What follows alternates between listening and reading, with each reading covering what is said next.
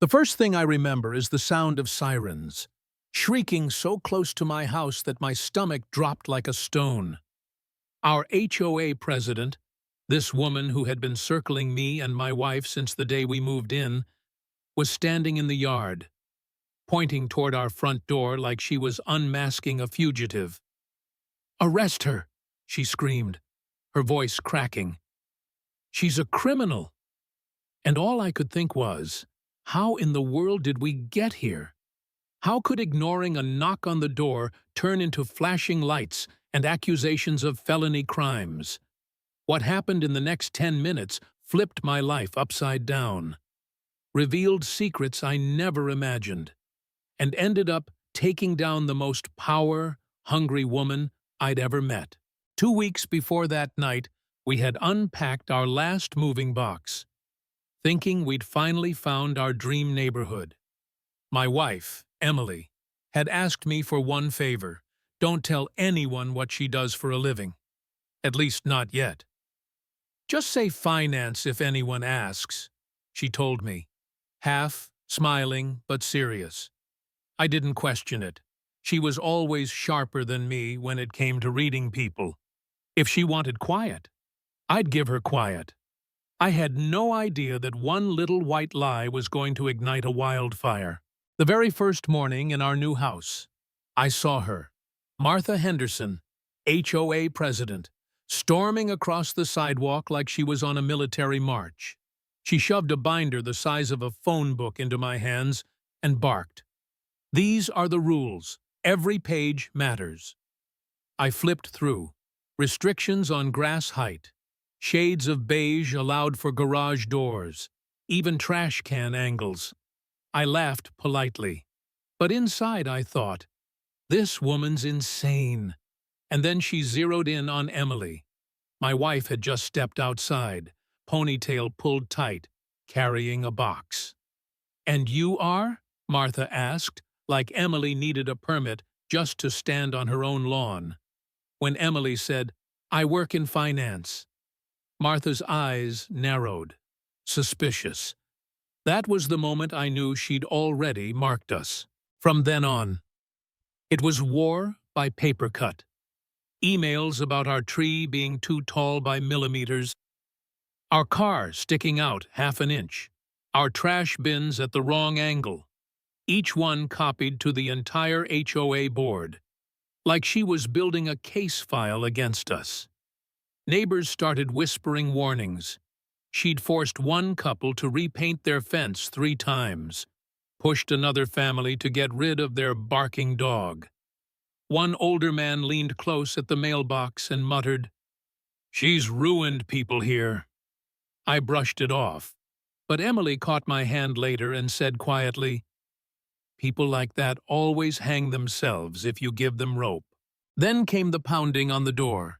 20 straight minutes of her fists slamming against the wood while Emily was stuck in a video call. I watched the footage later from our security camera. Martha red-faced, peering through windows, shouting, "I know you're in there. You can't ignore me. I run this neighborhood." Emily tried to laugh it off, but there was a tightness in her eyes that scared me. The next day, we found an official HOA letter stuffed in our mailbox. Fines up to $5,000 for creating a hostile environment by refusing interaction.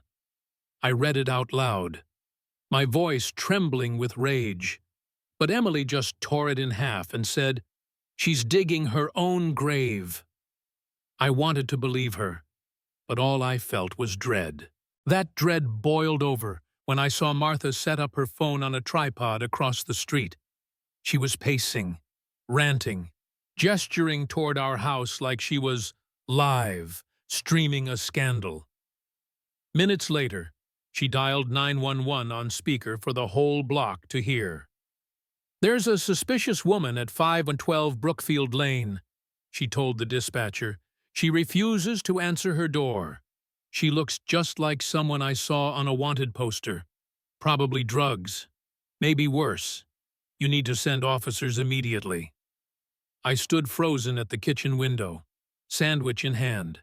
listening to her spin lies about pizza deliveries being strange packages, and my wife being some kind of criminal mastermind. 20 minutes later, the flashing red and blue lit up our street. That was the moment I broke. I thought maybe I had been wrong about my wife. Maybe she was hiding something darker than a job promotion. Why wouldn't she just tell me what she really did? Why was she always calm when I was spiraling? Part of me wanted to grab her, shake her, demand the truth. Another part of me wanted to pack a bag and get us out of that neighborhood before Martha's madness destroyed us. I even called my mom, half joking that we should come stay with her. That's how far down the rabbit hole my mind had gone. I felt small, powerless, ready to give up, ready to believe the worst. Then Emily walked outside, calm, casual jeans and blouse, but her posture different, steady, commanding. Officer Lewis, the young cop who'd responded, shifted nervously as she approached. Martha shrieked, "She's hiding something! She's armed!" Emily reached behind her back, and for a split second I thought, oh God, what if Martha's right? But instead of a weapon. Emily held up a silver badge that caught the afternoon sun. Lewis froze, his face going pale, then stiffened to attention. "Chief?" he stammered, saluting. My knees nearly gave out. Chief. My wife wasn't in finance. She was the new chief of police. The air cracked like thunder.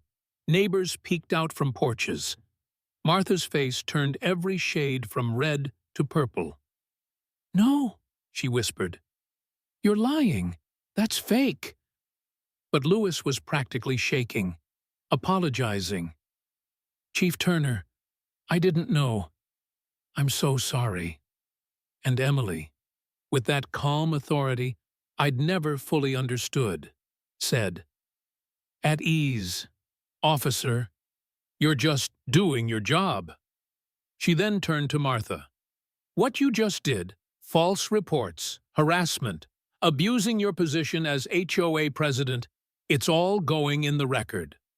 Martha's triumphant smirk collapsed into something wild and desperate. For a few days, things got quiet, but it was the kind of quiet that makes your skin crawl. Then an email appeared. Emergency HOA meeting. Attendance mandatory. Martha had rallied the board for a public spectacle. Emily and I walked into that packed community center like we were stepping into an arena. Martha stood at the podium in a blood-red blazer, a projector screen behind her. She unveiled a presentation painting Emily as a violent cop unfit for office, showing an old headline, "Deputy Chief Involved in Controversial Arrest." The grainy photo showed Emily 5 years younger, standing near a man in a hospital bed. Martha's voice dripped poison. "This woman, who lied about working in finance, nearly killed a father of 3. Is this who we want in our neighborhood?" The crowd murmured, people whispering, some nodding. My heart sank. I could feel the room turning. For a terrifying minute I thought Martha had done it, that she'd destroyed Emily's reputation with one slideshow, and I felt that same urge again, to give up, to run, to believe maybe we couldn't win against someone so ruthless. But then I saw Emily's lips moving, counting down silently. And when Martha slammed her fist down and demanded a vote, half the hands in the room went up. Emily finally stood. She didn't shout, didn't flail. She unfolded a document and said evenly, "Martha, you forgot the rest of the story. That so-called father of 3 was running a meth lab with his kids in the house. The explosion he caused nearly killed them. I pulled them out with my own hands. He's serving 25 to life. And this letter?" She held it up. "Commendations from the governor and the state attorney general for saving those children." The room erupted, not in support for Martha, but in gasps and curses directed at her. People who had raised their hands seconds earlier were now glaring at her like they'd been conned. Emily didn't stop there. She pointed at the sea of phones recording every word. "You've slandered a public official, abused your HOA authority, incited harassment. Every second has been documented. My legal team will handle the rest." Martha's mouth opened and closed like a fish, but nothing came out. The board members beside her looked ready to crawl under the table. And me? I felt this surge of relief and pride so strong it was dizzying, like watching a storm finally crack and sunlight tear through. That night was the end of Martha's reign. Within a week, the HOA board held an emergency vote stripping her of her presidency. A few neighbors started whispering lawsuits. I'd catch her glaring from her window. But it didn't matter anymore. The spell was broken. The woman who had lorded over this neighborhood with tape measures and fines was finished. She wasn't feared. She was pitied, mocked, despised. I still think back to those moments when I doubted my wife, when I almost let Martha's madness make me run. I realize now how close I came to letting fear control me. Emily never flinched, never wavered, because she knew the truth had more power than any rumor, and she knew eventually the lies would collapse under their own weight. And that's the lesson I walked away with. Bullies only win if you let them. But once you stand your ground, their power disappears.